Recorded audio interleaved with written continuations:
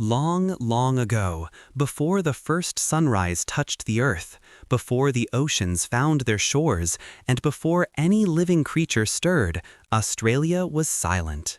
It was a land unshaped and dreaming, a vast blanket of red earth lying motionless beneath a sky with no sun, no moon, and no stars. The world existed, but it had no form. There were no rivers carving their paths through the land, no forests breathing in the wind, no animals moving under the open sky. Only darkness, only stillness, only the deep heartbeat of the sleeping earth. The Aboriginal elders say that during this ancient time, everything rested in a deep, timeless slumber. The stones waited, the deserts waited, even the sky waited, empty and untouched. Yet far beneath the surface, deeper than any cave, deeper than any ocean trench, there lay a giant spirit. A being older than memory, older than the mountains, older than the stars that would one day shine. It was the Rainbow Serpent. A colossal, shimmering serpent whose body stretched farther than the horizon. Its scales glowed softly with every color of the rainbow, even within the deepest darkness.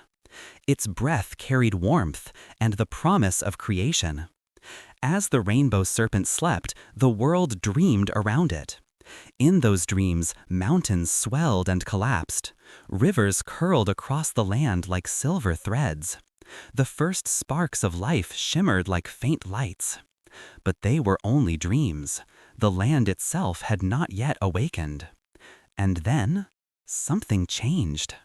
No one knows exactly what happened. Some say a brilliant flash of light descended from a distant realm and touched the earth. Others say the ground exhaled for the very first time, and that breath stirred the serpent. Still others whisper that the dreaming grew so full of energy that it broke the silence itself. The moment was sudden, yet gentle. At first, a slight tremor ran across the empty continent. Dust shivered on the surface. Stones shifted. The air thickened, warm and expectant. Then, from deep below, a faint glow appeared. At first, it was a thin ribbon of color, soft, delicate, barely alive. It moved upward, winding through the earth like a living beam of light searching for a way out. The ground cracked open. A sharp, echoing crack rolled across the sleeping land, the first sound the world had ever heard. And from that glowing fissure, a brilliant burst of rainbow light erupted, swirling through the darkness. It twisted and coiled, expanding with an ancient power. Then, rising from the heart of the earth, the magnificent body of the Rainbow Serpent emerged. Its scales shone with fierce, radiant colors. Each color pulsed like a living flame. As it lifted its head, the darkness retreated. As it stretched its body, the land beneath it shifted and groaned. With one movement, the serpent reshaped the silent world. With one breath, it warmed the air and filled the sky with soft light. And with the flick of its tail, it split the endless darkness and marked the beginning of day and night. This was the dawn of creation. The land stirred for the first time. The sky opened. Colors spilled across the horizon. The Rainbow Serpent had awakened. And, with its awakening, the world finally began. When the Rainbow Serpent rose from the depths of the earth, the world, still young and shapeless, trembled beneath its radiant body. The sky glowed faintly with new light, as if unsure how bright it should shine. The land, untouched for countless ages, felt the warmth of creation for the first time. The Rainbow Serpent lifted its great head and looked around. There were no rivers, no valleys, no forests. Only vast plains of red earth waiting to be shaped. The serpent's eyes, shimmering with ancient wisdom, saw what the world could become. And so it began its first journey. With a slow, powerful motion, the Rainbow Serpent lowered its massive body against the land. Its scales pressed into the earth, carving long, deep grooves as it moved forward.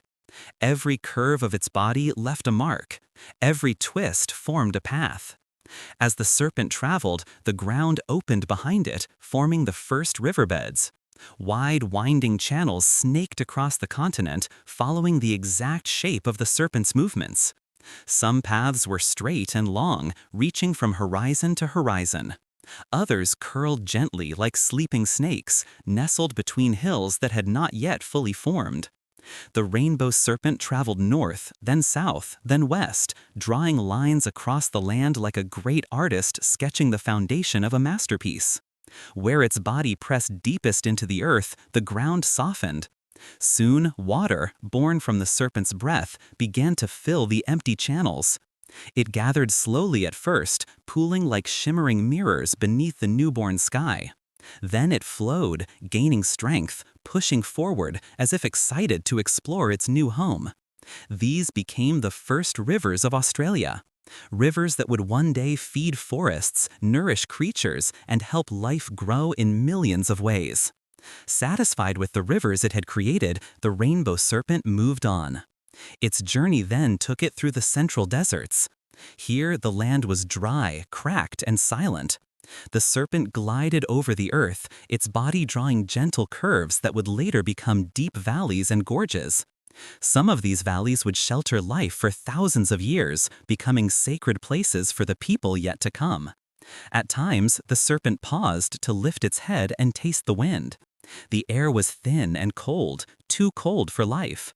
So with a flick of its tail, it stirred the sky. Warmth descended like a soft blanket, touching the ground and inviting it to awaken. Warm air met the newly formed rivers, and mist began to rise. Clouds were born, drifting slowly above the serpent's path. These clouds would one day bring rain, helping the rivers travel farther and carry life across the land. With each movement forward, the Rainbow Serpent shaped more of the world. When it arched its back, hills rose carefully beneath it. When it curled its massive body, it carved circular basins, future lakes where fish and birds would live. When it slithered between ancient stones, those stones pushed upward into the beginnings of mountains. Step by step, the empty land filled with form and purpose. Colors deepened, shadows changed. The soft glow of dawn brightened just a little more, as if the sky itself was learning how to breathe. As the Rainbow Serpent reached the eastern edges of the continent, it left a long, sweeping trench behind, one that would one day become a mighty river system stretching far beyond the horizon. Then it turned back toward the heart of Australia, ready to shape even more. The Rainbow Serpent did not speak. It did not need to. Every motion, every breath, every ripple of its shining scales told the land exactly what to become. And the land listened. The rivers flowed, the valleys opened, the mountains whispered into existence. The Rainbow Serpent, the great creator of landscapes, continued its journey, and the world followed. As the Rainbow Serpent journeyed across the empty continent, its path grew more powerful. The curves of its body deepened, its movements grew stronger, and with every shift of its colossal weight, the land responded. What once was flat and silent began to rise. At first, the changes were gentle. The earth lifted only slightly, forming soft ridges that rolled across the horizon like sleeping giants. The serpent glided over these ridges, smoothing some, sharpening others, shaping them with patient, ancient care. But as it continued, its energy grew, and so did the land beneath it. The Rainbow Serpent reached a place where the ground felt different, older, heavier, full of quiet strength. It paused there, sensing that the world needed something greater, something that could last for thousands of years, something that could watch over the land long after the serpent moved on. So it coiled its magnificent body into a great spiral. The earth trembled beneath the immense pressure, rocks cracked, dust rose in swirling clouds, and gradually, slowly but powerfully, the land pushed upward. A massive shape began to form, growing taller with each turn of the serpent's body. What started as a small mound grew into a towering structure of red stone. Its surface glowed warmly beneath the newborn sky. This was no ordinary mountain. It was alive with the energy of creation, a place of deep power and spirit. It would one day be known as Uluru. The Rainbow Serpent uncoiled itself and looked upon the giant monolith it had formed. Its shimmering scales reflected off the stone's surface, filling it with ancient stories that only the land could remember. Satisfied, the serpent bowed its great head, acknowledging Uluru as one of the most sacred places it had ever shaped. But its work was not done. Farther north, the land groaned beneath the serpent's movement. Here, the serpent twisted its body more sharply, carving narrow passages through the earth. These passages deepened into steep gorges and canyon walls, towering high above the empty land. Some cliffs rose jagged and raw, as if they had been torn from the earth in a single instant. Others formed smoother shapes, curved and flowing, echoing the serpent's graceful movements. These would become the ancient ranges, Kata Tuta, the McDonnell Ranges, and the stone corridors that would shelter life for millennia. Each formation carried the imprint of the serpent, a curve here, a hollow there, a sharp ridge where its body had pressed hardest. As the Rainbow Serpent slid between the rising mountains, it left behind a trail of magnificent shapes. Valleys sank like bowls carved by celestial hands. Flatlands stretched out beneath golden dust. Hidden caves opened in the cliff faces, waiting for future generations to discover their stories. Where the serpent's tail brushed lightly across the ground, smaller hills rose, gentle, humble, peaceful. Where its head pushed forward with strength, great mountains emerged, powerful, silent guardians of the land. The Rainbow Serpent traveled on, shaping, sculpting, breathing life into rock. And as it moved, the wind began to change. Slow currents of air flowed through the new mountains, whistling softly, as if testing the shape of the world. The sky brightened with colors that played across the stone, casting shadows that danced like spirits awakening. The land was no longer silent. It was beginning to speak.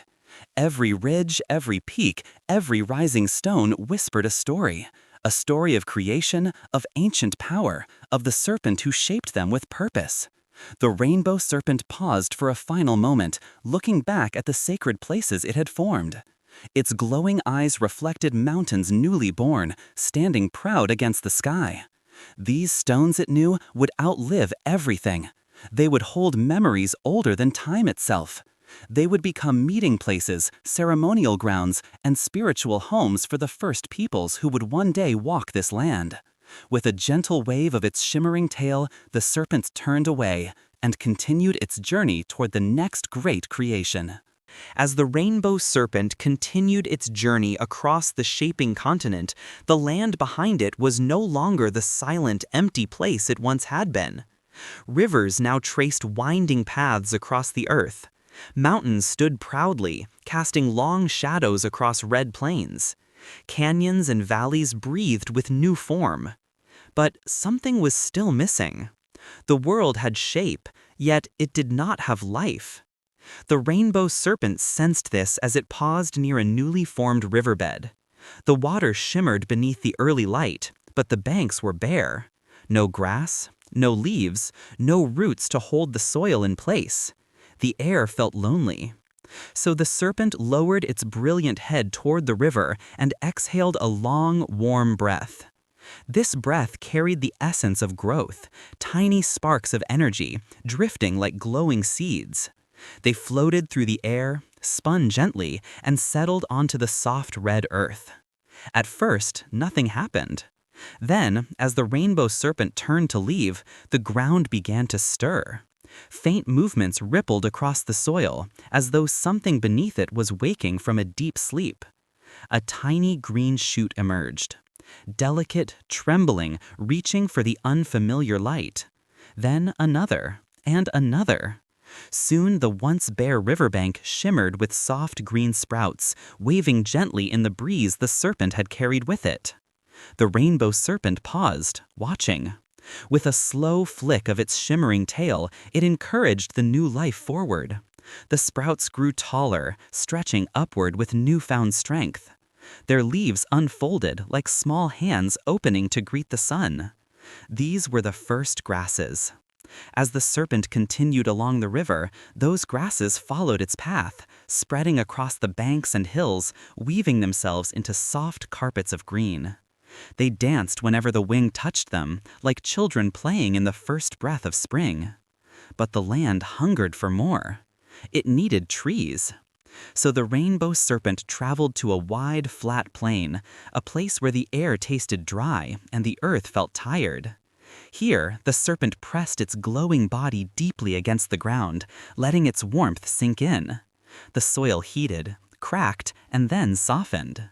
Once again, the serpent breathed.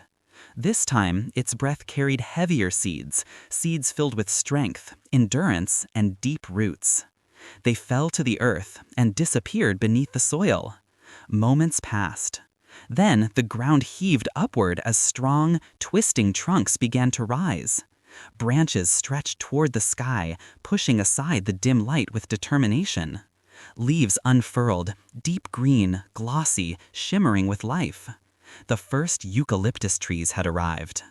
Their scent drifted across the plains, fresh, calming, ancient.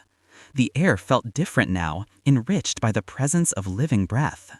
As the rainbow serpent moved forward, more trees sprang up behind it. Some grew short and wide, their roots gripping the earth like powerful fingers. Others rose tall and straight, reaching higher than anything the land had ever seen. Soon entire groves appeared, clusters of trees whispering to each other in a language older than time. The wind rushed through their leaves, creating music the world had never heard before. The land listened. Satisfied, the rainbow serpent traveled onward. High in the newly formed mountains, the serpent pressed its glowing scales into stone and earth. In those places, smaller plants appeared. Ferns unfolding like ancient scrolls, moss creeping along the rocks, flowers opening delicate petals to the newborn light. Rain, carried in gentle clouds born from the serpent's breath, began to fall across the new forests. The drops kissed the leaves, ran down the bark, and soaked into the soil. The plants drank eagerly, growing stronger with every passing moment. The world began to change color. Where once there had been only endless red earth, now patches of green shimmered like jewels scattered across the continent. Forests grew thick and wild. Grasses danced across open fields. Bushlands spread out, preparing the land for the life still yet to come. The rainbow serpent lifted its head, watching. The once silent world was now alive with movement. The gentle sway of trees, the rustle of leaves, the whisper of wind flowing through green. The land was waking. But the serpent knew its work was far from over. There were still creatures to be formed, beings who would walk, crawl, swim, and fly across this living world. And so, with quiet determination, the rainbow serpent turned its radiant body toward the next great creation. With forests rising and grasses spreading across the land, the world was beginning to breathe. Green stretched where once only red earth lay bare. Rain moved across the sky in soft curtains. Light shimmered through the leaves of eucalyptus groves. But something was still missing. The land had shape. The land had color. The land had spirit. Yet it did not have movement, the kind of movement that comes from living creatures. The rainbow serpent felt this emptiness. It could sense the silence between the rustling leaves, the stillness along the riverbanks, the quiet that lingered beneath the branches. Life had awakened in the plants, but the world longed for footsteps, for wings, for the gentle sound of creatures exploring their new home. So the rainbow serpent began its next great act of creation. It slivered to the wide meadow where grasses grew tall and soft. There, the serpent coiled its radiant body, letting its warm light sink deep into the earth. From this warmth, tiny shapes began to form, like shadows gathering beneath the soil. The serpent watched patiently. Then the ground trembled. A small mound shifted. A pair of ears pushed through the surface. A long, powerful tail followed. With one final burst of light, the first kangaroo emerged. It stood uncertainly at first, blinking at the world with wide, gentle eyes. Its fur was the color of the earth that had birthed it. Its legs trembled, unused to standing. But then it took a hop, a small one, then a bigger one. Then it bounded across the meadow with surprising strength. The Rainbow Serpent watched proudly as the kangaroo leapt into the distance. Next, the serpent traveled to the thicker bushlands to create a creature suited for walking the open plains. It breathed deeply, and from its breath came a long neck, feathered wings that did not fly, and powerful legs built for running. The first emu opened its eyes. It stood tall, curious, and alert, tilting its head at the serpent before racing off across the land. Its footsteps left soft prints in the soil, the first marks of a running creature on the earth. The world was changing. The Rainbow Serpent moved toward the rivers it had carved long ago. The water rippled as the serpent dipped its glowing tail into the currents. Light spread across the surface like a shimmering net. Moments later, fish began to appear, small at first, then larger, their scales sparkling like tiny stars beneath the water. They darted through the river with joy, exploring every hidden corner. In the shallows, the serpent exhaled a breath so soft that it barely disturbed the surface. This breath settled gently on the riverbanks and transformed into frogs. They croaked loudly, filling the air with sound that echoed across the valley. The silence of the world finally began to break. But the Rainbow Serpent was not done. It lifted its head toward the sky, a sky still quiet and empty. With a great sweep of its body, it sent a spiral of glowing dust upward. The dust twisted, shimmered, then burst into hundreds of tiny shapes. Birds. Their wings unfolded mid-air, catching the wind for the very first time. Some were bright and colorful, reflecting the serpent's rainbow scales. Others were soft and brown, blending into the trees. A pair of birds flew in circles above the serpent, singing with voices that had never been heard before. Their song drifted across the land, weaving between treetops and canyons. Finally, the Rainbow Serpent pressed its shining body low to the ground. Its warmth seeped into the soil, bringing forth smaller creatures, lizards with shimmering scales, snakes with ancient eyes, tiny mammals that scurried beneath the bushes. Soon, the land echoed with the sounds of life. The thump of kangaroo feet, the whisper of emu feathers, the splash of fish, the croak of frogs, the chatter of birds, and the rustle of small creatures exploring the forest floor. The world was no longer silent. It was alive. The Rainbow Serpent lifted its great head and gazed across the thriving land. Every creature, great and small, had a place. Every movement added music to the world. Every breath added spirit. The serpent knew the land had begun to truly live. Yet it also understood that life must be balanced, protected, guided, and respected. And so, with ancient wisdom in its glowing eyes, the Rainbow Serpent continued onward, moving toward its next great purpose.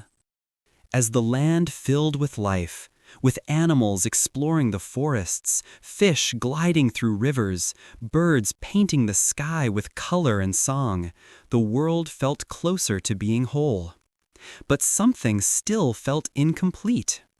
The Rainbow Serpent looked upon the land it had shaped and saw that the rivers flowed too steadily. The forests grew without pause. The days passed without change.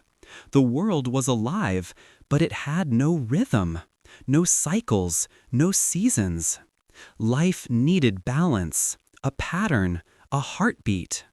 And so the Rainbow Serpent lifted its radiant head toward the sky, a sky still young, still learning, still quiet. The serpent inhaled deeply, gathering the breath of the earth, the warmth of the rivers, and the spirit of the mountains into its body.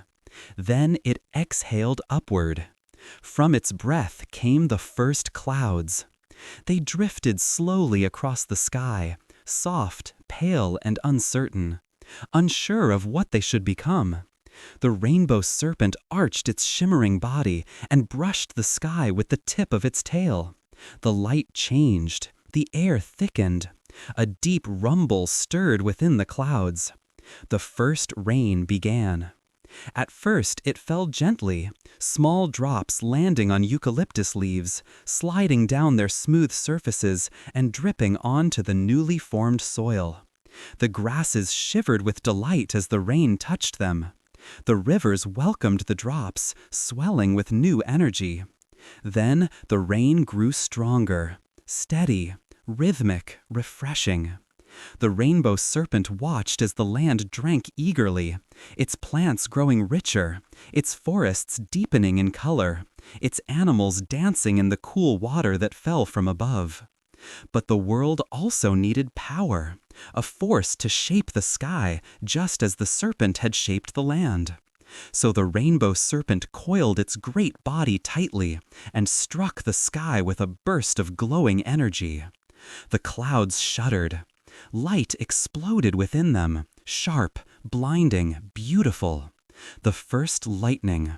It forked across the sky like golden fire, illuminating the mountains, the deserts, and the forests in one brilliant flash. A moment later, the earth shook with a sound so deep and powerful that even the rivers paused to listen. The first thunder rolled across Australia. It echoed through the valleys the serpent had carved, vibrated across the plains where kangaroos roamed, and boomed over the treetops where birds perched silently in awe. Thunder carried the voice of the sky. Lightning carried its light. Rain carried its blessing. And then the rainbow serpent created something even greater. It knew that if the world stayed the same every day, life would grow lazy and unbalanced. Animals needed cycles. Plants needed change. Rivers needed time to rise and time to fall. So the serpent set the sky into motion. It shaped seasons. With a slow ripple of its shimmering scales, the serpent pulled warmth into the land, creating the first summer, when sunlight lay strong upon the earth and the days grew long. Then it drew back the heat, replacing it with gentle coolness. The forests softened, the nights stretched. This became autumn, a time of quiet preparation. Next, the serpent brought forth the chill of mountain winds. The rivers slowed, the grasses stiffened, the air became crisp and still. This was winter, when the world rested. Finally, the serpent warmed the land again, softly this time. Flowers pushed through the soil. Animals grew more active. Birds returned to the sky with new songs. This was spring, the season of rebirth. The rainbow serpent watched the seasons shift across the land. Summer lighting the desert in gold. Autumn painting the forests in red dusk. Winter cooling the breath of the rivers. Spring filling the world with soft green. The world finally had rhythm, a heartbeat of changing skies, a cycle of life that would guide every plant, every creature, every spirit for eternity. Rain fell, thunder spoke, lightning danced, the seasons turned. And then the rainbow serpent, satisfied with the balance it had created, continued its long journey. For there were still mysteries to shape, still laws to write, still stories to awaken in the land of the dreaming. As the world settled into its new rhythm, with rain falling, thunder calling, lightning flashing, and the seasons turning like a great circle, the land grew more alive than ever before. Grasses waved in the wind, forests hummed with insects and birds. Rivers whispered their way through valleys, carrying life wherever they flowed. Animals roamed freely, discovering their new world with curiosity and wonder. But something worried the rainbow serpent. Life was growing fast, too fast. The kangaroos hopped endlessly across the plains, searching for fresh grass. The emus wandered far and wide, eating whatever they found. Birds crowded in certain forests, while other areas remained empty and silent. Fish multiplied in some rivers, while others began to dry too quickly. The world was alive, but without guidance. Without order, creation could fall into chaos. The Rainbow Serpent knew that life needed rules, not rules of punishment or force, but laws of harmony. Laws that every creature would naturally understand. Laws that would keep the land balanced for all time. So the serpent lifted its radiant head, and from deep within its glowing body came the first words of the land, not spoken aloud, but carried in spirit. These words became the sacred laws of the dreaming. The first law was balance. No creature may take more than it needs. Every animal must live in harmony with the land that nourishes it. If a creature eats from a place too much, the land will grow weary. If it leaves the land in peace, the land will grow strong again. The kangaroos heard this in their hearts. They learned to move from place to place, grazing lightly before moving on. The second law was respect. All living things are connected. The rivers feed the trees shelter the birds spread seeds, the seeds become new forests. No creature stands alone.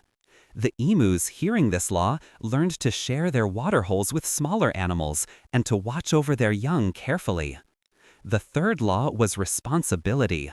Every creature has a role. Fish must keep the rivers alive with movement. Birds must carry stories from one part of the land to another. Even the smallest insects must help the soil breathe. The Rainbow Serpent breathed out a soft hum, and this hum sank into the bones of the world. From that day forward, every creature knew its purpose. The fourth law was care for the land. The mountains were not to be harmed, the rivers not to be blocked, the forests not to be trampled without reason. The earth was sacred, the body of creation itself. When the wind carried this law across the plains, even the tiniest creatures paused as if listening. The snakes slithered through the grass softly, the lizards walked gently upon the stones, and the larger animals learned to tread with care. The fifth law was cycles. Everything must rise and fall, grow and return, live and become part of the land once more. Nothing lasts forever, and nothing truly disappears. This law taught the world about renewal, about seasons, about the endless flow of life from one form into another. The Rainbow Serpent watched as these laws settled into the hearts of every creature on the land. They moved differently now, with purpose, with awareness, with respect. The forests grew stronger, the rivers flowed more wisely, the animals lived in peace with one another, each knowing its place and its duty. But the serpent knew there was one more being the world was waiting for, a being who could understand the deeper meaning of the land, who could listen to its stories, protect its balance, and pass on the laws to future generations.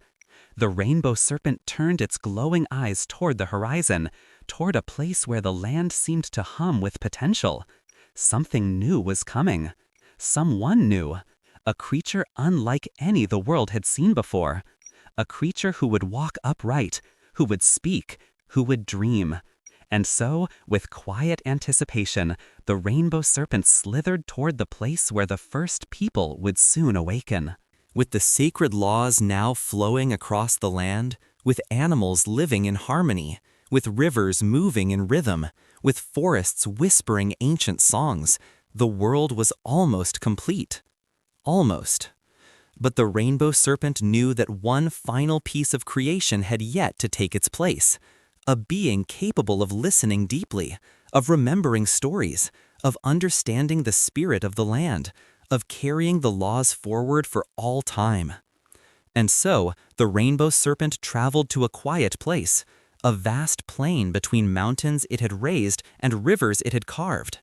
The air there felt warm and still, as though the world itself was waiting. The serpent lowered its glowing body onto the earth. Its radiant scales dimmed, not out of weakness, but out of focus, as if it were gathering the oldest, purest energies from the deep dreaming. Slowly, the rainbow serpent began to shape something new. It breathed gently across the soil, and in the breath were memories of mountains, wisdom of rivers, songs of forests, the courage of animals, and the endless cycles of the seasons.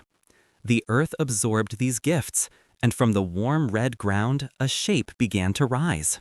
First, 2 hands formed, strong yet gentle, then feet firmly rooted in the soil, a chest that carried the wind, a spine like a flexible tree trunk, and finally a face, calm, aware, curious. The first people opened their eyes. They were unlike any creature that had come before. They stood upright, looked far into the distance, and listened, truly listened, to the world around them. The rainbow serpent watched them silently, its great head lowered in respect. The first people felt the earth beneath their feet and understood immediately that it was alive. They touched the bark of a eucalyptus tree and sensed stories within its rings. They looked to the rivers and heard the songs of ancient water. They listened to the wind and could feel the voice of the mountains. They did not speak at first. They simply listened. The rainbow serpent coiled softly, guiding them without words.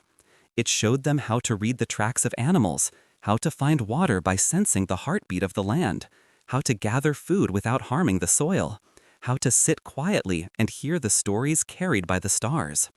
The people learned quickly because they were born with the spirit of the land inside them. Soon, they walked across the plains with confidence.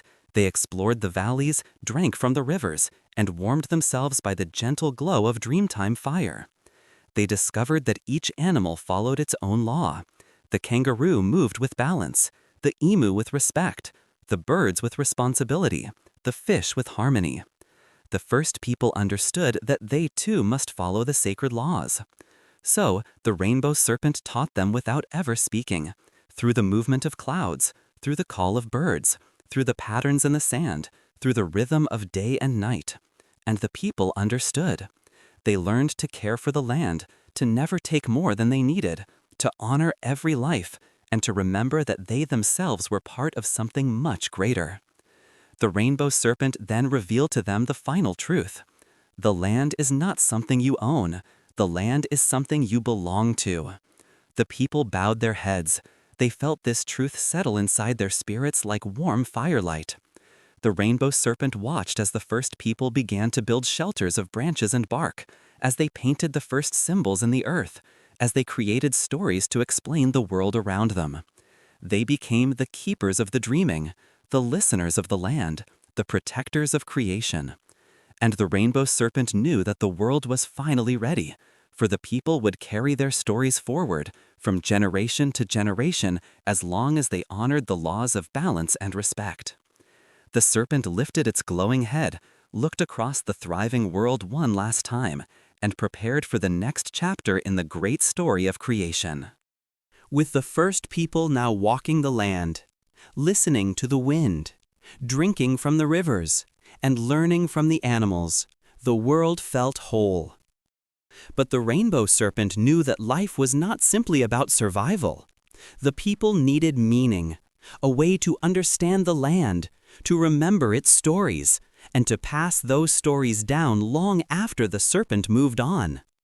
So it began teaching them through dreaming, not through spoken words, but through visions, symbols, signs, and deeper understanding. The first people gathered around the serpent, feeling its ancient presence like warm sunlight on a cool morning. In their hearts and minds, images began to form. The rising mountains, the swirling rivers, the first animals climbing out of the earth, the birth of thunder and rain, and the sacred laws woven into the bones of the world. These visions became the first Dreamtime stories. Stories not merely told, but lived. Stories that explained how the world came to be. Stories that carried truth, wisdom, and spirit. To honor these stories, the people created ceremonies. They gathered beneath the stars, around small fires that crackled softly, and painted symbols in the sand, circles for meeting places, lines for paths of the ancestors, tracks for the animals that guided their way. They used ochre, red, yellow, white, and black to paint their bodies, their faces, and the rocks of sacred places.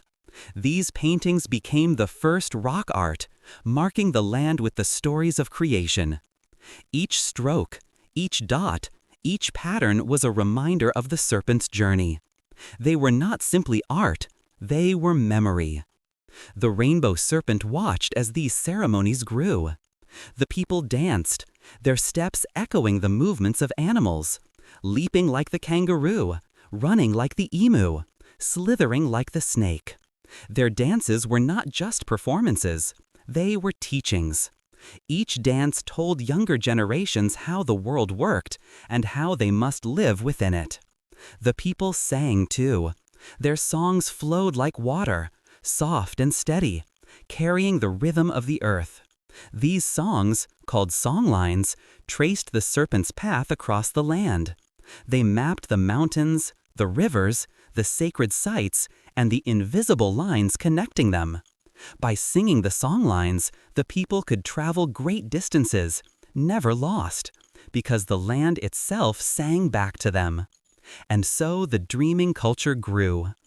The first people learned that everything around them, every rock, every tree, every river, every star, was alive with story.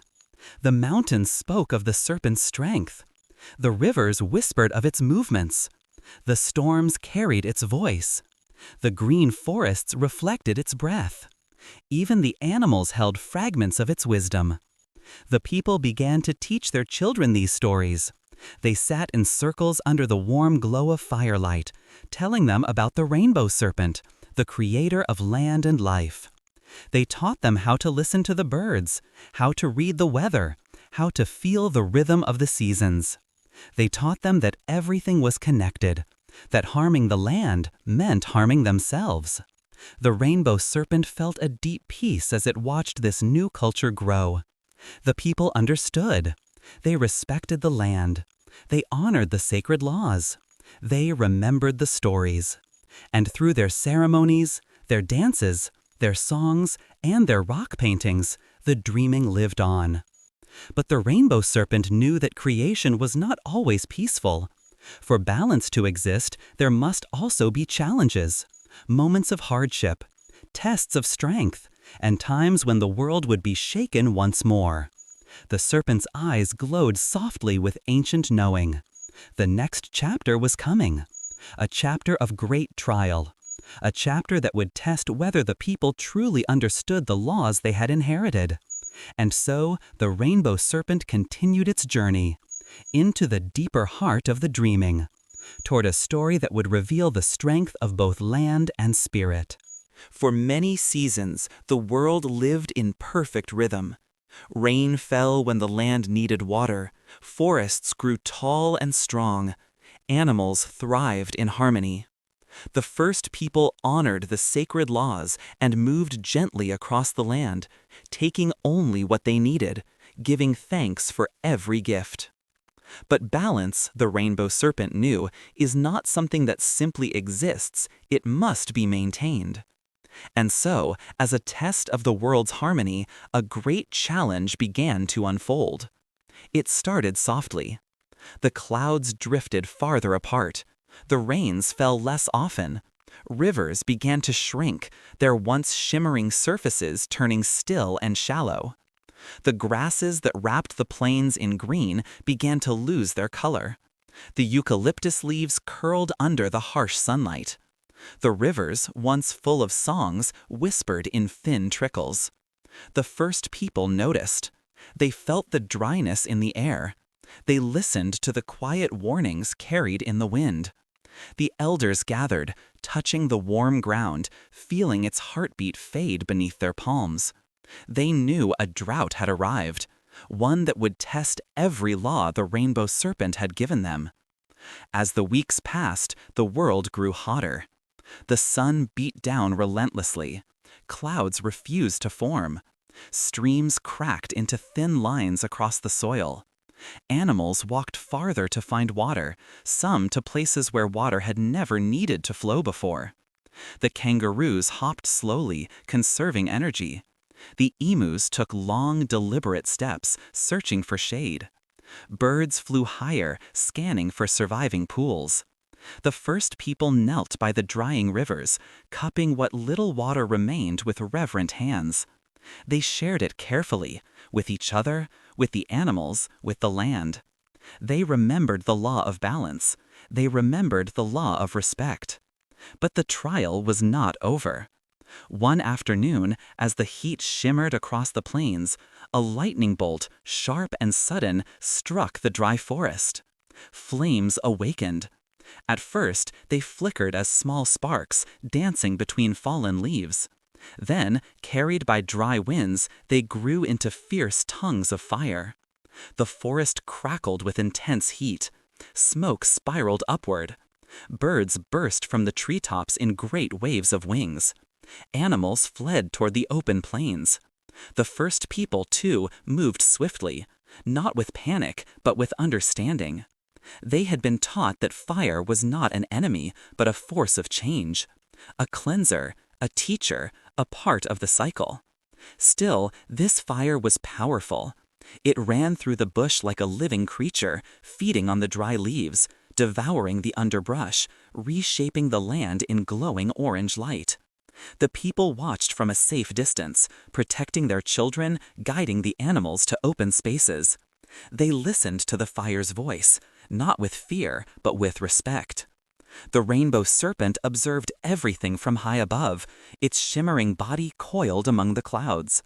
This was the world's first great test. Would the creatures remember the laws? Would the people honor the balance they had been given? Would the land and life adapt together? Days passed. The fire eventually burned itself out, leaving behind ashes, dark earth, and silence. The drought continued a little longer, stretching patience and strength thin across the land. But slowly, very slowly, clouds began to return. One morning, the sky darkened. Thunder rolled across the hills, not in anger, but in relief. And then, at last, rain fell. It fell gently at first, softening the ash-covered soil. The land drank eagerly. The rivers swelled. The animals lifted their heads. The forests breathed again. And from the ashes, tiny green shoots pushed through the earth. New life, renewed life, life born from trial. The people rejoiced. They sang to the sky, thanking the rain, thanking the land, thanking the Rainbow Serpent for its lessons. And the serpent, watching the world recover, knew that harmony had survived. The creatures remembered their roles. The people respected the earth. The laws held true. The test had not broken the world. It had strengthened it. As the rain washed over the plains and forests, the Rainbow Serpent lowered its great head, satisfied that the balance it had endured the fire, the drought, and the trials of change. But the journey was not yet complete. There were still deeper mysteries of the dreaming waiting to be revealed. Mysteries that would shape the people, the land, and the spirit of Australia for all time. And with a slow, powerful movement, the Rainbow Serpent continued onward, guiding the world into the next chapter of its ancient story. When the rains returned and the world healed from fire and drought, the first people felt something new, a deep stillness, a quiet understanding, a sense that the land was no longer just their home, but a part of them. They had survived their first trial. They had honored the sacred laws. They had cared for the land even as it struggled. And because of this, the land opened its spirit to them in a way it never had before.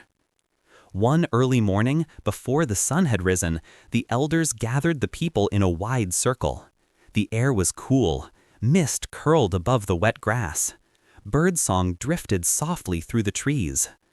The elders spoke gently, their voices calm and steady like the hum of the earth. "The Rainbow Serpent has seen our strength," they said. "It is time for us to know who we are." The people listened, their hearts open, their spirits ready. The elders placed their hands upon the ground, not to take from it, but to feel it. They felt the warmth of the soil, the breath of the wind, the rhythm of the river deep beneath their feet. And as they listened, the voice of the land spoke back. Not in words, but in spirit. Each person began to feel a pull, a gentle tug inside their chest, as though something in the world was calling their name. Some felt the strength of the kangaroo, steady and powerful. Others felt the patience of the emu, sharp-eyed and wise. Some felt the freedom of the eagle, soaring across the sky. Others felt the softness of the possum, gentle and quiet among the trees. These connections became totems. A totem was not merely an animal, it was a guide, a protector, a teacher. It represented the spirit that lived within a person and the spirit that person carried into the world. If someone carried the kangaroo as their totem, they learned to live with strength and balance. If someone carried the eagle, they learned to see far and speak with truth. If they carried the snake, they learned healing, wisdom, and respect for transformation. Every person had a place, every spirit had a role, and every totem tied the people to the land in a bond that could never be broken. The Rainbow Serpent watched as the people discovered these connections. It saw children walking with pride, painted with the markings of their totems. It saw families teaching stories of ancestors who carried the same spirits. It saw the land and the people joining together in a bond older than memory. With totems came something even deeper, the birth of ancestral spirit. The people realized that when someone passed from the world, their spirit did not vanish. It returned to the land, to the mountains, to the rivers, to the animals, to the sky. A child's laughter might be the echo of an ancestor's joy. A bird's call could carry a message from a long-gone elder. A warm wind might be a reminder of someone's love. The people learned to walk the land with reverence, knowing that every tree might hold an old friend, every stone might hold a memory, every star might be watching over them. They sang songs to honor their ancestors. They danced around sacred fires, their movements reflecting the animals and spirits that guided them. They told stories deep into the night, stories that belonged not only to them, but to every generation that would follow. Through these stories, dreaming became more than history. It became a living thread that tied past, present, and future together. The Rainbow Serpent glided silently along a high ridge, watching the people's connection deepening. Its scales shimmered with the colors of all life: plants, animals, rivers, people, ancestors. The serpent understood. The land had awakened. The people had awakened. And together, they had become one. This unity was powerful, but also fragile, a bond that must be protected. For the world was full of change, and challenges would come again. The people needed to stay connected to their totems, their ancestors, and the sacred laws.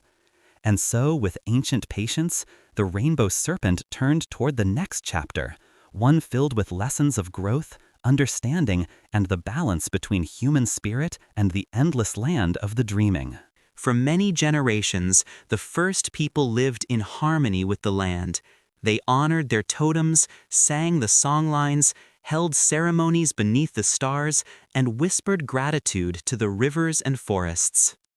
But harmony is a delicate thing, and even the most sacred balance can be shaken when memory falters and hearts drift away from wisdom. The Rainbow Serpent sensed this before anyone else did. As it moved quietly across the distant hills, its scales dimmed ever so slightly, a sign that something in the world was beginning to change. It started with a small group of younger people. They were curious, bold, filled with restless energy. They loved the land, but they did not yet understand its boundaries. One season, when food was plentiful and the rivers were full, they decided to hunt more than their families needed, just in case, they said. They gathered more fruits than they could eat, cut down branches they did not use, and chased animals farther and farther into sacred places where even the elders rarely went. At first, it seemed harmless. The world was abundant, the forests were strong, the rivers flowed with clear water. But imbalance begins quietly. One evening, as the sun dipped low and painted the horizon in orange light, the elders noticed something troubling. The kangaroos that usually grazed near the river were nowhere to be seen. Birdsong was softer. The emus kept their distance. Small animals hid beneath the brush, moving only at night. The elders placed their hands upon the earth and felt a tremble, a faint, uneasy pulse. They knew immediately. Someone had broken the sacred laws. The elders gathered the young hunters, their faces heavy with concern. "You have taken too much," one elder said, his voice gentle but firm. "You have forgotten respect," said another. "The land gives," said the eldest woman, "but it must also heal." But the young people shrugged. "There is plenty," they said. "There will always be plenty." Those words fell like cold stones. For the first time since creation, the people had spoken from pride rather than humility. The earth responded. That night, the wind rose unexpectedly. It blew hot and fast across the plains, scattering leaves and bending trees. The next morning, the river that had always flowed steadily was shallow, so shallow that stones glimmered on the riverbed. Birds gathered at the water's edge, confused and thirsty. Fish swam in tight circles, searching for deeper pools. The people grew worried. This was no ordinary drought. This was the land speaking. The elders performed a ceremony, hoping to calm the disturbance. They sang the old songs, painted their bodies with ochre, and called softly to the river. But the earth remained tense. It was waiting, not for song, but for acknowledgement. Finally, the Rainbow Serpent appeared. Its arrival was quiet, a soft ripple through the grass, a shimmer along the horizon. No thunder, no lightning, only presence. The serpent coiled near the riverbank, its rainbow scales dimmed with disappointment. The young people trembled. They felt its gaze like heat upon their skin. The Rainbow Serpent lowered its head and touched the dry earth with its shining jaw. A deep hum spread through the ground, vibrating through stone and soil. In the minds of the people, a message formed, not in words, but in feeling. When you take without respect, the land must protect itself. The young hunters bowed in shame. Tears fell.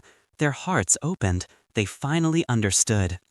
Together, they placed their spears on the ground, stepped back from the sacred places they had taken from, and promised to restore balance. They gathered food only as needed. They shared the best of their hunt with the elders. They tended the land where branches had been cut. They offered water to the animals and apologized to the river. Slowly, the world softened. The wind calmed. The river swelled once more. Kangaroos returned to the meadows. Birdsong grew bright again. And the Rainbow Serpent's scales regained their light. The serpent lifted its head, its eyes warm with ancient wisdom, and then slipped silently back into the dreaming. From that day onward, the people remembered the lesson. The land does not punish, it teaches, and those who listen will always find harmony again. After the first great conflict passed and harmony returned to the land, the Rainbow Serpent felt the world settle into a gentle peace.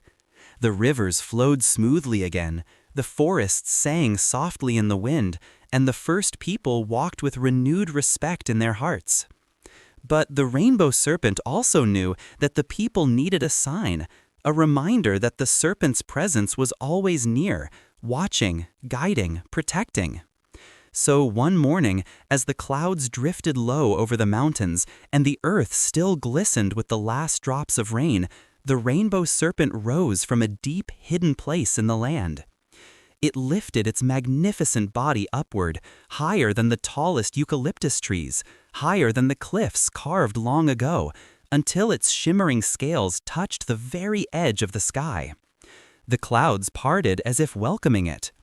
With a graceful, flowing motion, the Rainbow Serpent arched its body across the air, its scales catching the sunlight in a way the world had never seen before. Light bent around the serpent. Colors rippled across its scales, reds glowing like the desert at sunset, yellows shining like warm firelight, greens bright as new leaves, blues deep as the freshwater springs, violets soft as the evening sky. These colors streamed behind the serpent like a shimmering cloak of light. The people looked up in awe. What they saw was unlike anything they had ever witnessed, a giant arc of color stretching across the sky, shining with warmth, alive with spirit.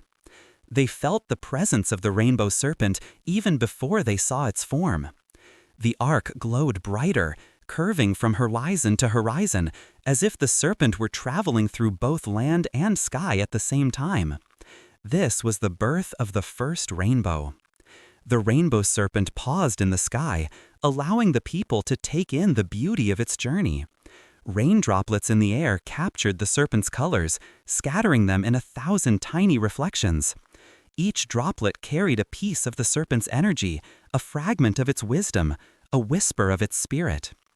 As the people stood in wonder, the rainbow serpent lowered its head toward them, a gentle acknowledgement, and then continued its journey across the heavens.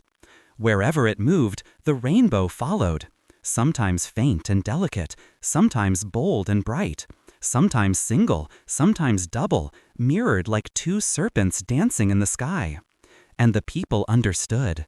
The rainbow serpent was showing them something precious, a sign that even when it could not be seen upon the earth, its spirit still moved above them, watching, guiding, guarding the balance. From that day on, whenever rain passed and sunlight broke through the clouds, the people looked to the sky. If they saw a rainbow, they knew the rainbow was traveling, checking on the rivers, blessing the forests, bringing harmony after storms. Mothers told their children, "When you see the rainbow, the serpent is watching you with kindness." Elders reminded the young, "A rainbow means the land is healing." Storytellers whispered, "It is the bridge between earth and sky, a path for spirits, a sign of creation, a promise of balance." And so the rainbow became sacred, a symbol of peace after conflict, a reminder of the laws of life, a connection between the world of people and the world of spirits. The rainbow serpent, having completed its journey across the sky, slid gently back toward the horizon, its colors fading slowly back into the light. But the memory of its passage remained, etched across the hearts of the people, woven into the rivers, painted in ancient rock art, sung in song lines that would last thousands of years. And whenever the sky glowed with color after the rain, the people knew the rainbow serpent had returned, bringing harmony, renewal, and the beauty of creation to the waking world once more. After the rainbow serpent's journey across the sky, a sense of peace settled over the land. Rain returned in balance. Animals moved with calm purpose. Plants grew strong. The people felt connected, guided, and watched over. But the rainbow serpent knew that for the people to truly thrive, they needed more than harmony. They needed knowledge, the kind of knowledge that would allow them to shape their lives without breaking the balance of the land. And so, the serpent prepared to share new gifts. The first gift came in the form of fire. One cool evening, as the first people gathered under a sky full of stars, the rainbow serpent appeared silently among the trees. It glowed faintly, not with the bright blaze of sunlight, but with a warm, flickering light that reminded the people of comfort and safety. The serpent touched its tail to a dry branch and breathed gently. A spark appeared, then another, and then a small flame flickered to life, a living light dancing atop the wood. The people gasped softly. They watched as the flame warmed their hands, lit the darkness, and cast long shadows across the ground. They learned that fire could cook food, keep them warm, and protect them from creatures that roamed at night. But they also learned another law. Fire must be respected. It gives life, but it must never be used carelessly. Next, the rainbow serpent taught the people how to create tools. It slithered along a rocky cliff and tapped its shining scales against the stone. Fragments fell, sharp, strong, shaped by the serpent's own energy. The people picked up the stones and felt their weight. They learned to sharpen them, to attach them to wooden handles, to carve, cut, scrape, and protect. These became the first axes, the first knives, the first tools made with purpose. The serpent guided their hands as they shaped spears for hunting, not for taking too much, but for taking only what was needed to honor the balance of the land. Then came the gift of weaving and crafting. The rainbow serpent brushed through tall grasses along the riverbank. The grasses bent, twisted, interlaced like living threads. The people observed, their eyes wide with understanding. They gathered long grasses and reeds and began to weave them into baskets, mats, cradles, and nets. They learned to make ropes from plant fibers, strong enough to carry food and tie shelter frames together. The serpent then guided them to the trees, teaching them which bark could be softened into sheets, which wood could be bent into bowls, and which sap could seal cracks or treat wounds. Every craft was a story. Every tool carried responsibility. The people made nothing they did not honor. Finally came the gift of knowledge itself, the ability to read the land, to know the seasons, to understand the cycles of nature. The rainbow serpent taught them to observe the sky, where the stars moved, when the moon grew full or thin, how clouds foretold rain, and how winds signaled change. It taught them to read the footprints of animals, to know when a kangaroo had passed, when an emu was nearby, when a snake moved quietly through the grass. It taught them to follow the song lines, connecting sacred places like threads of a vast, invisible map. The first people learned to live not just on the land, but with it, guided by the gifts the rainbow serpent had given. They built shelters that blended with forests, prepared food with gratitude, crafted tools with care, and shared everything they had. The elders taught these skills to the children, not through strict lessons, but through stories, through songs, through the gentle rhythm of life. The people grew stronger, their community flourished, and the dreaming grew deeper within them. Watching all of this unfold, the rainbow serpent felt a quiet satisfaction. The land was thriving, the people were thriving, the laws were respected, the gifts were used with care. But the serpent also knew that understanding and harmony must be renewed with each generation, for as knowledge grows, so too does the challenge of using it wisely. And so the rainbow serpent continued to guide them from the shadows of the dreaming, preparing the world for the next chapter, a chapter of deeper connection, greater journeys, and the mysteries of time itself. As seasons passed and generations learned the gifts of fire, tools, and craft, the first people grew in both wisdom and courage. They understood their totems, they respected the laws, they cared for the land with gentle hands. But the rainbow serpent knew that true knowledge required movement. A person who stays in one place sees only one side of the world. To understand the land fully, they needed to walk it, to follow the trails woven through creation by the ancestors themselves. And so the serpent revealed its next great gift, the songlines. A songline was not a simple route or path. It was a living map, carried in melody, in rhythm, in story. Each songline traced the journey of an ancestral being, a creator spirit who walked the land during the dreaming, shaping mountains, rivers, waterholes, sacred rocks, and hidden places where spirits still dwelled.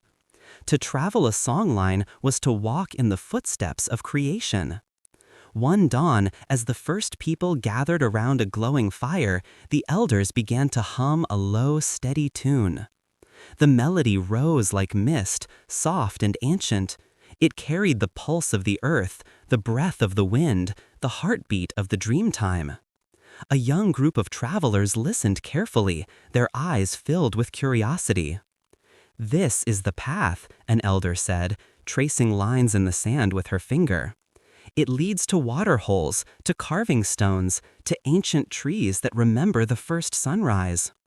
The travelers repeated the melody, humming, then singing, letting the sound guide their steps. As they walked across the plains, the land changed around them. Ridges appeared exactly when the song predicted. A bend in the river matched a shift in the melody.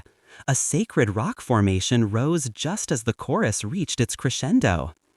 The people realized that the songlines were perfect, a map written in music, alive with spirit.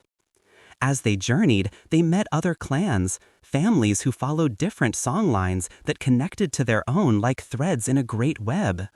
In this way, knowledge spread across vast distances. Friendships formed, stories were shared, laws were strengthened. The travelers learned to read the stars as well. At night, beneath the endless black sky of ancient Australia, the elders pointed upward, to constellations shaped like emu tracks, serpents, kangaroos, and spirit beings from the dreaming. The stars are songlines of the sky, they said.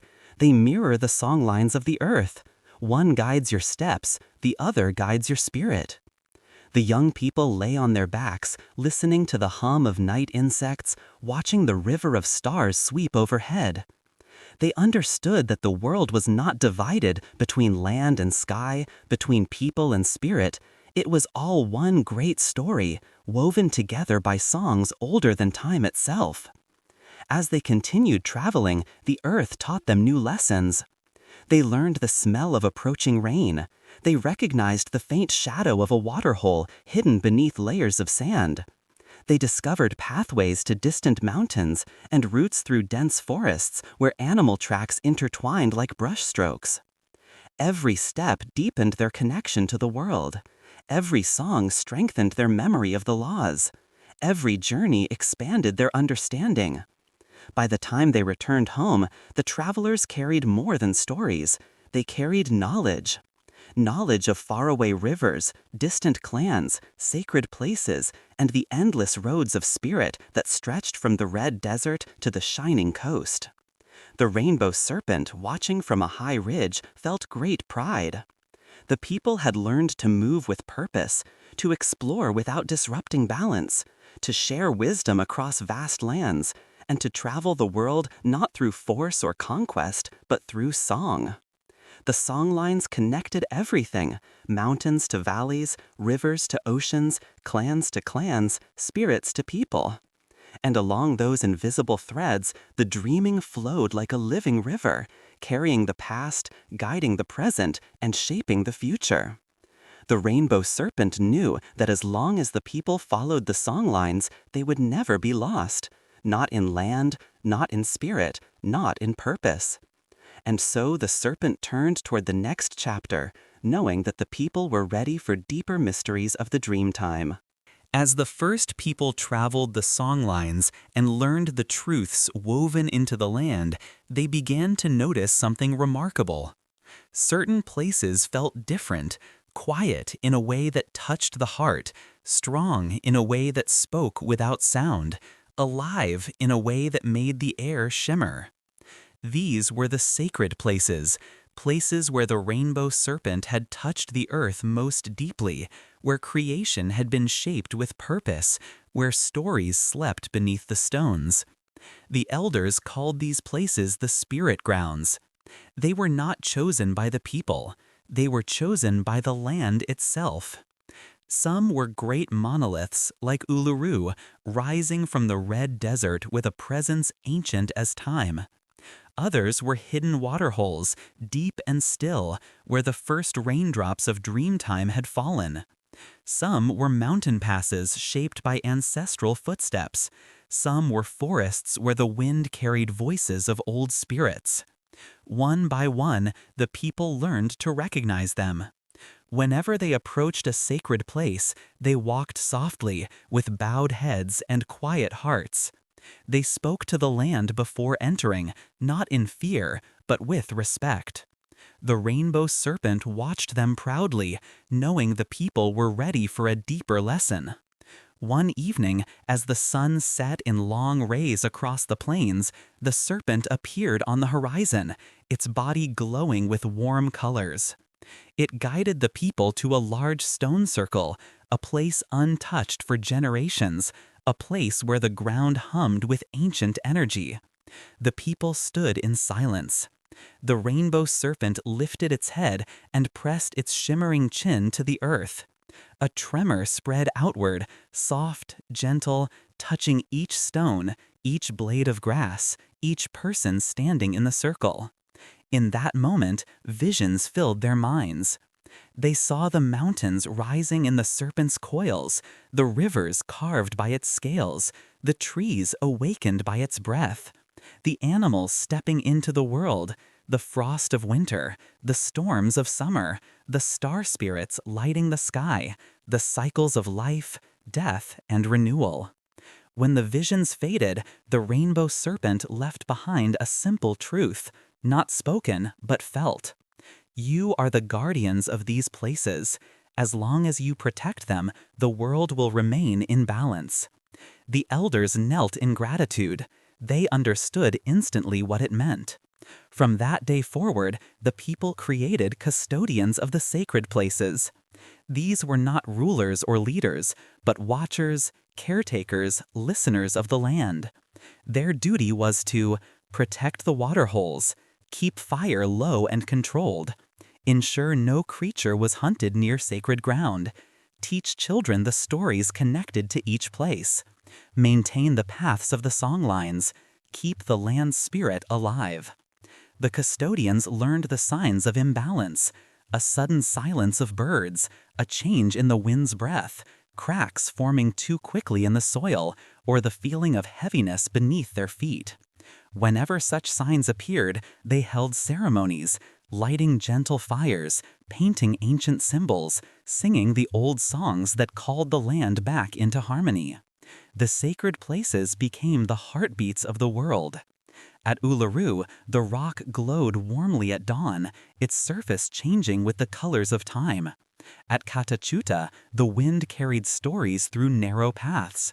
At remote waterholes, the stars reflected like eyes of ancestors watching over the people.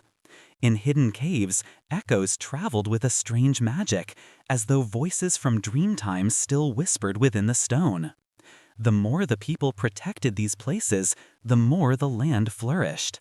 Animals gathered safely, plants grew with strength, the rivers never dried where the sacred grounds were cared for, and the songlines remained bright, guiding travelers for countless generations. The rainbow serpent watched all of this, its heart filled with ancient pride. The people had become more than survivors, more than learners. They had become guardians, protectors of creation, keepers of stories, guides for the future. And the serpent knew that this connection between people and land must never be broken. For within the sacred places lay the spirit of the world, its memory, its power, and its promise. The rainbow serpent slid quietly back into the deep green shadows, leaving the custodians to watch over the land as the dreaming story moved forward toward the next great chapter. Night fell softly over the ancient land. The fires of the people crackled gently, their warm light flickering against the silhouettes of eucalyptus trees. Children settled near the elders, listening to the soft hum of night insects. Animals rustled quietly in the distance. But above all this earthly music was another voice, the voice of the sky. When the rainbow serpent first shaped the world, the sky was empty. But as the people grew in knowledge, as ceremonies and songlines flourished, the sky awoke. Tiny lights, points of white fire, began to appear, as though ancestors were climbing high into the heavens to watch over their descendants. These were the stars, and to the first people, they were not distant suns. They were messages, guides, spirits. One still night, an elder named Bira led a group of young children to a high ridge overlooking the desert. The air was cool and clear. The Milky Way arched above them like a river of light, glowing softly, shifting gently, alive with story. Bira sat on the dusty ground and pointed to the sky. "Lift your eyes," he whispered. "The land speaks to you in the day. The sky speaks at night, and both must be heard." The children looked upward, their eyes wide, their breaths quiet with awe. Bira traced shapes in the sky with his finger. "There is the emu," he said, "not made of stars, but made of the dark spaces between them."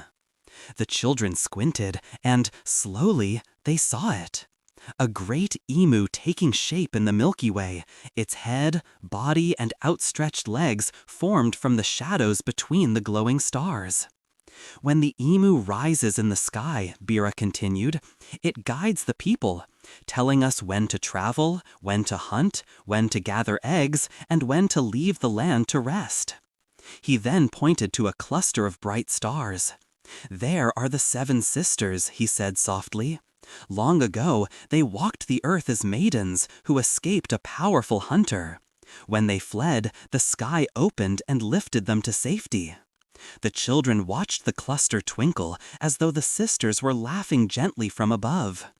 "And there," Bira whispered, "is the hunter himself, forever chasing, never reaching." The stars shimmered as though acknowledging the ancient story. The children listened with deep attention. For them, these were not stories of imagination. They were truths, reminders that the dreaming stretched beyond the earth, beyond the trees, beyond the fires, into a sky so vast it held forever. Bira placed his hand over his heart. "When a person leaves this world," he said, "their spirit returns to the sky. Some become stars, some become shadows, some become the wind that moves between them." He pointed again to the Milky Way. "That river of light is the path home. The Rainbow Serpent carved it long ago as a bridge for ancestral spirits. When you see the Milky Way bright and strong, know that the serpent is guiding loved ones on their journey." The children felt their hearts soften. Some thought of grandparents, some of hunters who had passed, others of the first ancestors whose footsteps shaped the land. Bira smiled gently. "You are never alone," he said. "The stars are watching, the ancestors are watching, the Rainbow Serpent is watching. Even in darkness, you walk with every spirit who came before you." One child raised a hand timidly. "How do we speak to them?" she asked. Bira lifted a small handful of red dust and let it fall through his fingers. "You speak through respect," he said. "You speak through kindness. You speak through the way you walk the land. When you live in harmony, the sky answers you." As the night deepened, the children lay on their backs in the warm sand, listening to the quiet breaths of the world and watching the slow dance of the stars. They felt connected, not just to each other, but to everything. To the land, to the sky, to their ancestors, to the dreaming. High above, the stars shimmered in approval, bright, ancient, and alive, carrying messages from the deepest parts of creation. The Rainbow Serpent watched from afar, its body blending with the Milky Way, knowing the people were ready to understand their place, not only in the world beneath their feet, but in the universe above. As countless seasons passed, the land continued to breathe with quiet strength. The forests whispered in the wind, the rivers carried stories through the valleys, and the stars watched from the night sky like ancient guardians of memory. The first people lived with harmony in their hearts. They honored the stories, they protected the sacred places, they traveled the song lines with respect, they understood the laws given by the Rainbow Serpent. But the elders knew something important. Wisdom is not owned. It must be given, shared, and planted like seeds into the minds of future generations. And so a tradition began. Each year, when the cool winds of early dry season swept across the land, the clans gathered in a great meeting place, a wide clearing surrounded by tall stone walls carved with Dreamtime symbols. Fires were lit across the circle, casting warm light against the cliffs, as shadows danced like ancestors returning for the night. The children sat in front, their faces glowing with anticipation. Behind them stood the adults, strong and proud. And watching quietly from the outer rings were the elders, the keepers of stories, the guardians of memory. The eldest woman, Jara, stepped into the center of the circle. Her hair was silver, her eyes gentle and wise. She knelt and touched the earth. "The land remembers us," she said softly. "The land carries our footprints, but will you remember the land?" The children nodded, their hearts beating with quiet excitement. Jara smiled. "Then tonight," she continued, "you will learn the oldest promise ever made." She raised a small bowl of water drawn from a sacred spring. The moonlight shimmered across its surface, reflecting the stars above and the earth below. "Long ago," she said, "our ancestors made a vow, not to each other, but to the land." She poured a few drops onto the ground. The soil drank it gratefully. "This is the promise of harmony." The people bowed their heads, listening with deep reverence. Our ancestors promised to walk the land with care, to speak to it with respect, to teach its stories to their children, and to protect its spirit as long as the world continues to turn. She placed her palm upon her chest. "This promise keeps the dreaming alive." A young boy lifted his hand timidly. "What happens if someone breaks the promise?" he asked. Jara looked at him with warmth. "The land warns us," she replied, "with drought, with silence, with the absence of animals, or with fire that burns too quickly." She tapped the earth once with her fingers. "But if we listen, the land forgives." The children grew quiet, absorbing her every word. Another elder stepped forward, a tall man named Daru, his face painted with ochre lines representing his totem, the eagle. He spoke in a steady voice. "You must remember something important," he said. "When you care for the land cares for you." He pointed toward the sky. "Your ancestors will guide you, your totems will protect you, the songlines will lead you, and the Rainbow Serpent will watch over you as long as you honor this promise." The fire crackled softly. The night air grew still. Even the wind listened. Jara took a deep breath and faced the children.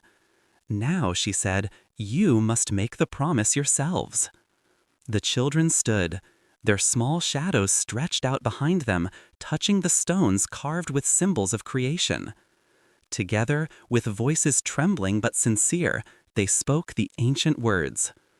"We promise to walk gently on the land. We promise to listen to its stories. We promise to protect its sacred places. We promise to honor the ancestors and keep harmony for all generations." The words carried into the night, rising toward the stars. High above, the Milky Way shimmered, a silent acknowledgement, a blessing. And deep beneath the earth, far below the roots of trees and the beds of rivers, the Rainbow Serpent stirred. It felt the promise, it heard the words, and its great heart glowed with ancient pride. For the people were not just living on the land, they were becoming one with it, woven into its spirit, threaded into its memory, bound to its future. The promise of harmony would guide them forever. And as long as it remained unbroken, the dreaming would live on. The seasons turned many times. Rains came and went in gentle cycles. Forests grew tall, their roots deep and strong. Animals roamed with quiet confidence. The first people lived with harmony, passing knowledge from elder to child, child to grandchild, generation to generation. The Rainbow Serpent watched over all this from both sky and shadow, guiding storms, blessing rivers, whispering through the wind, and shimmering across the night as a soft glow. But as the world grew wise and the people grew steady in their guardianship, a new understanding began to settle over the serpent. The world no longer needed the Rainbow Serpent to walk among the people every day. Its laws were known, its lessons were lived. Its stories flowed through every clan, weaving them into the land like threads of an endless tapestry. It was time for the serpent to return to where it had first awakened. deep into the earth, into the heart of creation itself. One dawn, when the horizon glowed red gold like the first sunrise ever given, the rainbow serpent appeared at the edge of a vast plain. Its scales shimmered softly, not with the bright brilliance of creation, but with a gentle ancient light, like embers glowing in a sacred fire. The people gathered when they sensed its presence. They came from riverside camps, from rocky shelters, from forest clearings, from open deserts. Every clan arrived, quietly, solemnly. The serpent moved slowly toward a great crater, a place where the earth hummed with the deep music of dreamtime. It was said this was the place where the serpent had first risen into the world of light. Now it would return. The elders stepped forward, their bodies painted with ochre symbols representing the elements: mountain, river, sky, fire, and star. They bowed low, their foreheads touching the warm ground. One elder, Yara, lifted his gaze. "Great serpent," he said softly, "you shaped our world. You awakened our land. You gave us laws, songs, stories, and life." His voice trembled with gratitude. "We walk your songlines. We guard your sacred places. We honor every creature you brought into being. But we know where you must go." The serpent's rainbow scales flickered with gentle light. It bowed its great head to the people, a gesture of respect, of trust, of completion. The children stepped forward, holding bowls of water from different rivers, the streams of the mountains, the springs of the desert, the pools in the forest shade. They poured the water onto the earth. It soaked into the soil and glowed faintly, a blessing for the serpent's journey. The wind grew still. Even birds paused in the trees, watching, listening. The rainbow serpent lifted its head high, its eyes reflecting every color of the world: desert red, forest green, river blue, sunset gold. Then, with one final ripple of its majestic body, the serpent descended into the crater. The ground opened gently, as though welcoming a long-lost guardian home. The serpent's body sank deeper, its scales glowing dimmer as it returned to the source of all things. When the last of its tail disappeared into the earth, a quiet hush spread across the land. Then, a soft tremor, a warm pulse beneath the soil, like a heartbeat. The people placed their hands on the ground and felt the serpent's presence, still alive, still watching, still guiding from within the deep earth. The land glowed faintly, with rainbow light spreading through cracks in the stone, across the roots of ancient trees, down the paths of the rivers, and up toward the sky. The rainbow serpent had not vanished. It had become part of the land itself. Its spirit flowed through the rivers, slept beneath the mountains, whispered within the caves, and rose into the sky with every storm. It lived in the songs, in the stories, in the ceremonies, in the memories of the people. And from the deep earth, its voice carried one final message: "As long as you honor the land, I will never leave you." The people wept softly, not from sorrow, but from reverence. They sang a long, ancient song as the sky brightened above them. The words rose with the morning wind, blending with the earth's quiet hum. The rainbow serpent was gone, yet everywhere. Silent, yet eternal. The world felt whole, and the dreaming moved forward towards its final chapter. Seasons continued to turn long after the rainbow serpent returned to the deep earth. Rains came in their gentle rhythms. Forests breathed in quiet harmony. Animals followed the ancient paths, and the people lived with gratitude for every moment the world offered. But something had changed, not in the land, not in the sky, but in the hearts of the people. They now understood that the rainbow serpent was not gone. It had simply moved into a place where all things began and all things return. Its spirit was everywhere, in the glow of sunrise, in the pattern of stars, in the trembling of the earth after rain, in the soft murmur of rivers, in the quiet stillness before a storm. And because the serpent lived on, so did the dreaming. One evening, as soft winds began to blow across the plains, the elders gathered the people around a large fire.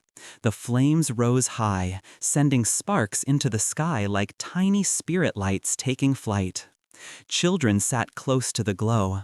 Adults formed a protective circle around them. Elders stood behind, their painted faces illuminated by warm amber light. An old storyteller named Marley raised her walking stick and touched the earth beside her. "The serpent has returned to the deep," she said softly, "but its story is not finished." She gestured toward the night sky, where the Milky Way stretched like a river of silver dust. The dreaming is not just a time long ago. It is now, and it is tomorrow, and it is every moment when we walk with respect. The children leaned in. Marley smiled gently. "The serpent shaped the land, but you shape the future. Every step you take, every word you speak, every fire you light, every waterhole you protect, all of it continues the dreaming." She pointed toward the fire. "Look at the flames. Do you see how they dance, how they twist and change? The dreaming is like that, alive, ever moving, ever growing." The flames crackled softly, sending warm sparks swirling upward. Marley continued. "When you sing the songlines, the ancestors walk beside you. When you touch the earth, the serpent feels your step. When you care for the land cares for you." She placed her palm over her heart. "The dreaming lives in here, in your spirit." The people grew silent, feeling the truth settle within them like embers glowing in the dusk. Then, one by one, the elders turned toward the children. "You are the next storytellers," they said. "You are the keepers of the land, the guardians of sacred places, the protectors of balance, the voices of tomorrow." A small girl stepped forward and placed her hands on the earth. "It feels warm," she whispered. An elder nodded. "That is the serpent's heart," he said. "It beats beneath your feet. Wherever you walk with respect, the dreaming walks with you." The wind grew gentle, as if brushing past the people in affection. The firelight shimmered. The stars flickered in the sky, arranging themselves in patterns known for thousands of years. And far beneath the soil, a faint pulse echoed back, warm and steady, a reminder that creation never sleeps. The people lifted their voices in a final song for the night. It rose like smoke, soft and strong, carrying gratitude across the land. The song spoke of mountains shaped by old hands, of rivers carved by glowing scales, of forests awakened by ancient breath, of the first people who listened to the wind, and of the rainbow serpent who dreamed the world alive. When the final notes faded, the world felt whole, quiet, balanced, eternal. Marley looked around the circle, her eyes bright with wisdom. "Remember this," she said gently. "The dreaming is not a story you finish. It is a story you live. And as long as you walk with kindness, the rainbow serpent will walk with you. In the sky, in the rivers, in the stones, in your spirit." The fire crackled once more. A shooting star crossed the sky, leaving behind a trail of silver, a final blessing from the universe. And as the people returned to their homes, the land sighed softly in contentment, knowing that its story was safe in the hearts of all who walked it. For the dreaming lives on, in every step, in every breath, in every life connected to the ancient songs of the earth, forever.